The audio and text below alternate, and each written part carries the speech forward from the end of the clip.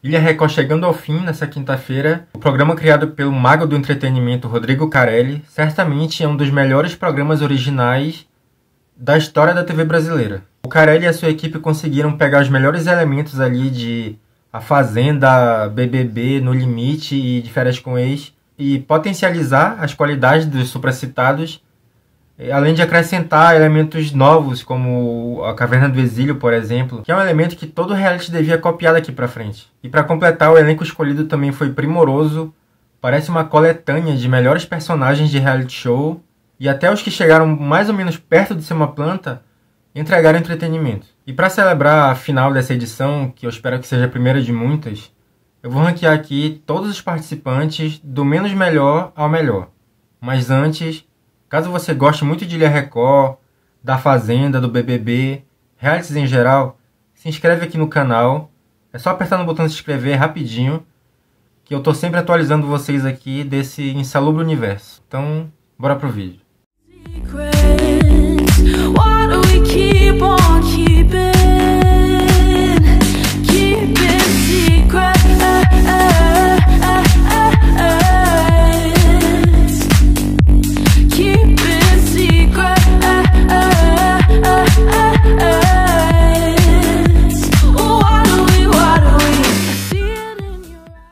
Começando a lista, em 13º lugar, temos Laura Keller.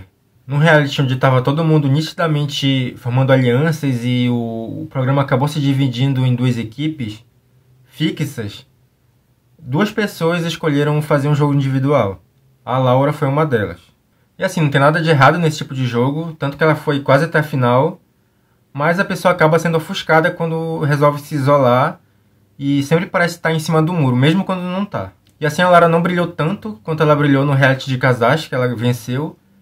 Mas mesmo assim eu gosto dela, ela foi uma baita participante, era muito boa em prova e muito jogadora também. Mas é aquilo, num reality que todo mundo foi bem, alguém tem que ficar em último lugar. Eu acho que o momento mais divertido da Laura foi quando ela parafraseou a Gretchen no Power Couple, que era sua grande rival. No momento que a Gretchen disse que ia juntar a torcida do Tami e da Sula para tirar a Laura do programa, para impedir a Laura de ganhar. E a gente viu que não deu certo. Em 12º lugar, Valesca Popozuda. A Valesca foi a segunda participante a optar pelo jogo individual do início ao fim. E como eu falei, isso dá a impressão de que a pessoa está sempre se esquivando, e eu sei que ela não estava. Ela foi uma grande participante. Teve seus momentos ali, ela teve uma treta muito boa com o Matheus no começo do programa. E uma melhor ainda com a Nádia no final. Tanto antes da Nádia ir pro exílio, cuja pauta foi a inteligência dela. Foi burra o tempo todo. Quanto na lavagem de roupa suja. A dona do hit Beijinho no Ombro se provou aquele participante que é calmo na maioria do tempo, mas se cutucado, se transforma totalmente em outra pessoa.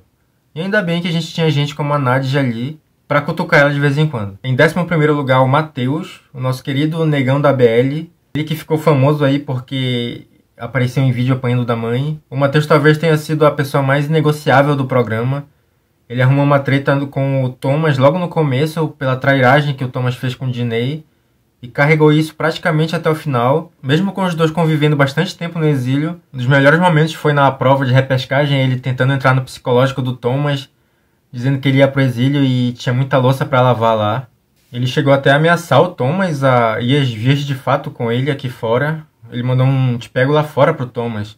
E como é cada vez mais comum hoje em dia em realities os participantes adotarem parentes, eu não sei se essa sociedade está todo mundo meio carente, mas o Matheus e o Diney criaram uma relação paternal muito interessante ali também. Em 10º lugar, Claudinho Matos. Em realities que todo mundo teve um bom desempenho, até ex de férias com ex rende. Quem acompanha o formato há muito tempo sabe do que eu estou falando, sabe como é difícil isso acontecer. Por motivos que até agora eu não entendi muito bem, o Claudinho era visto como um grande jogador quando estava na Vila. E por isso ele era alvo principal dos adversários naquele momento, e numa votação extra que teve, ele acabou sendo exilado sem chance de participar de prova nenhuma. O que acabou sendo bom, como a gente viu, porque logo se percebeu que o lugar dele era na Caverna do Exílio, comentando revoltado ali junto com o Lucas, com o Diney, com o Matheus, etc. Tudo que se passava na Vila, enquanto gradualmente ia perdendo a sua humanidade. O Claudinho tá com barba aí. Ai, tudo bem. Já não sei falar português mais direito. E em nono lugar temos ele, Lucas Maciel. o Lucas Self, que desde a Fazenda carrega uma fama injusta, eu diria, de jogador brilhante. Agora imagina você achar o Lucas Self um cara brilhante. É um pouquinho de falta de referência. Assim como o Claudinho, ele foi um dos primeiros exilados e também encontrou seu lugar no exílio.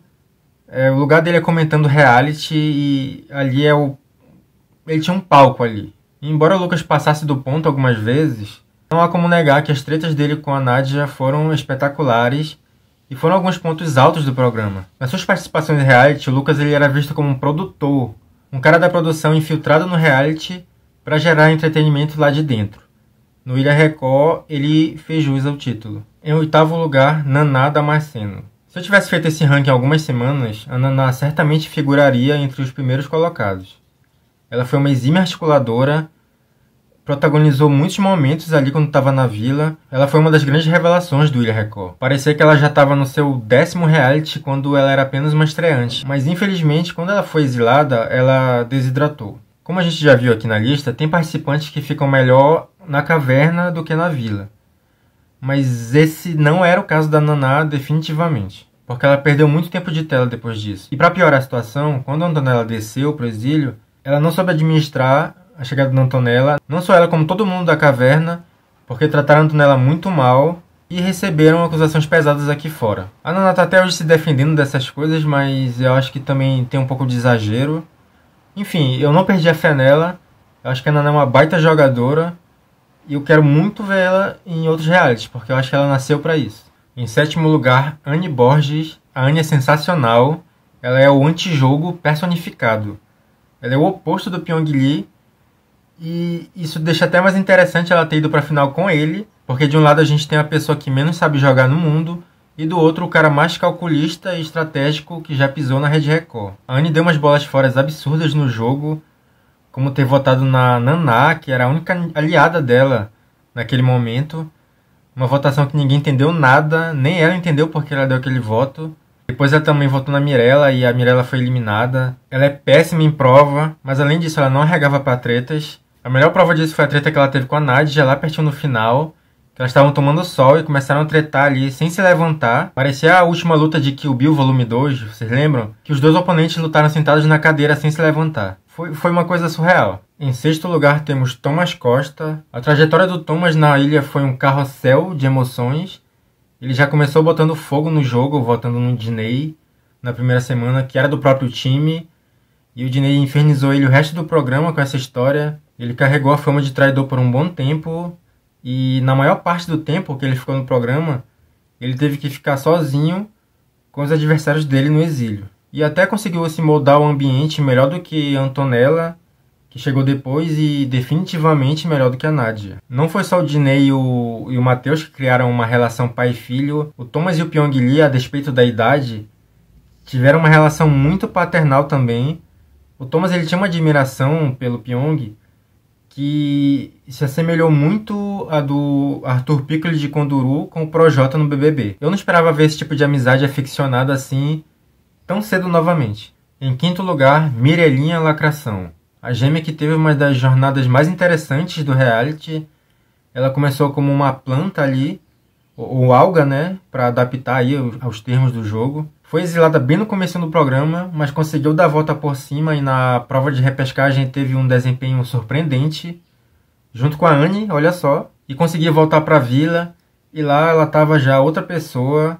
Ela acertou as contas com a Nádia, apontou o dedo na cara do Pyong, provou ser uma pernambucana de sangue quente, apesar de uma galera lá sugerir o contrário. Ela é uma menina muito divertida também. Assim, eu não torço pra ninguém em reality show, mas se eu torcesse, eu apostaria nela para ganhar os 250 mil, que é o prêmio do público. Em 4º lugar, temos a Antonella. Quem diria que uma remanescente do BBB 4 iria voltar para um reality depois de tanto tempo, criando uma narrativa espetacular envolvendo outro participante e a esposa dele. Eu já falei sobre essa suposta traição aí que está inconclusa até hoje num outro vídeo, eu vou deixar o card aqui. Mas é aquilo, é uma história sensacional, furou a bolha do programa antes dele começar. E como essa estratégia da Antonella, como ela disse depois, de ter uma amizade mais colorida com o Pyong não deu certo, e pegou meio mal pra ela aqui fora, ela conseguiu ainda ter sua redenção lá dentro, quando ela foi exilada, e sofreu bullying podemos dizer assim, será? Por parte dos exilados, ganhando o afeto do público. Em terceiro lugar temos Nadja Pessoa. A Nadja, apesar dos comentários que eu vou fazer, ela dispensa comentários. A Nadja é um fenômeno, não como a Juliette. A Juliette é o fenômeno das massas, mas a Nadja é rainha do underground, do baixo clero. O submundo pertence a ela. Assim como no Power Couple e na Fazenda, ela teve seus momentos gloriosos aqui também.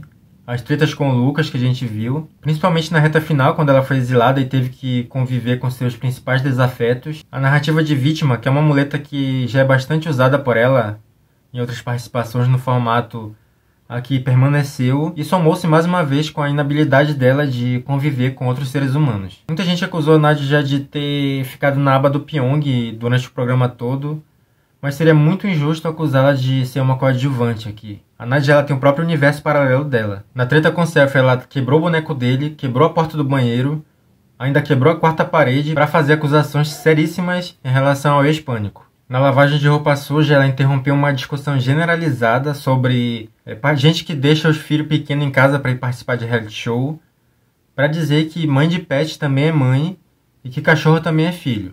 A Nadja já participou de 3 realities, 4 de se contar o É Tudo ou Nadja, e não foi dessa vez que ela decepcionou. Em segundo lugar, Pyong Lee. Chega um momento que todo telespectador, muito assíduo da TV brasileira, tem que admitir que Pyong Lee é entretenimento. Ele rende. Eu sei que é duro, até porque todo cidadão saudável, imagino, deve ter algum ranço do mágico. Se não criou no BBB, criou agora na ilha. Dono de uma soberba e de uma megalomania sem tamanho, o ilusionista fez tudo na Ilha Record que não conseguiu fazer no BBB. Ele foi praticamente o epicentro de todas as narrativas do reality da Record. Ele irritou todo mundo lá dentro e muita gente aqui fora. Teve um romance proibido com a Antonella e provou que nasceu pro jogo. Apesar dele ter admitido um tempo desse lá dentro mesmo que estava se aposentando de reality. Se isso for verdade, o povo brasileiro só tem a lamentar. Como eu amei odiar Pyong Lee. E em primeiríssimo lugar, o paizão Diney. O Diney que já participou 2 vezes da Fazenda, mas ele deixou para brilhar de verdade no Ilha Record.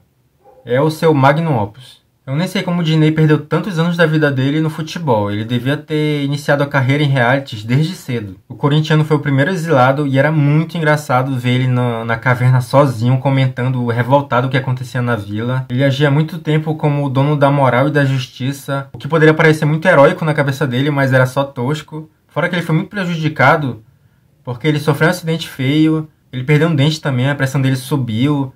Inclusive esses 2 últimos a gente não pôde ver, não apareceu na edição, mas mesmo assim ele não perdeu a ternura.